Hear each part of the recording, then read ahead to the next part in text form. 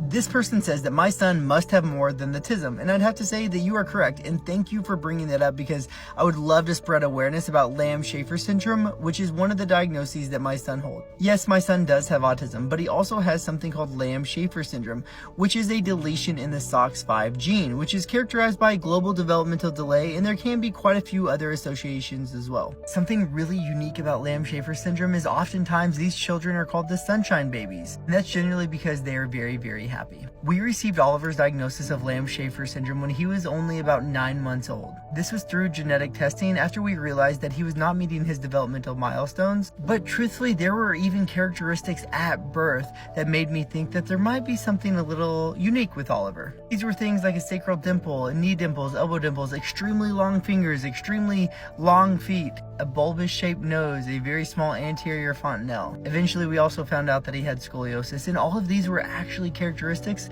or could be characteristics of Lamb-Schafer syndrome. With there not being very many people in the world with it, what we know about it is very small. Thankfully there are some case reports and some case series that give us some insight into the characteristics of some of the children with Lamb-Schafer syndrome. So sir, you are correct. Oliver has more than autism. He also has Lamb-Schafer syndrome, but what's even more importantly is Oliver is more than autism. Oliver is more than Lamb-Schafer syndrome. Oliver is different, but different is okay.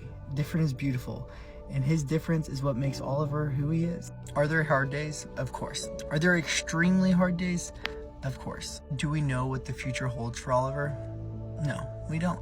But what we do know is that we will continue to advocate, continue to support, continue to encourage, and help Oliver to achieve anything in this world that he sets his mind to and help him reach his fullest potential. But that is only impossible with an extremely large team and the resources to do so. My wife and I are very privileged to have the knowledge to catch his diagnosis extremely early. Also to be able to have the resources or know how to advocate to get all the resources. And we do not take that for granted. And that's one reason why we are so passionate about this, is advocating for children with autism and children with other rare diseases to make sure that they can get all the resources that they need to reach their fullest potential. So does Oliver have more than autism?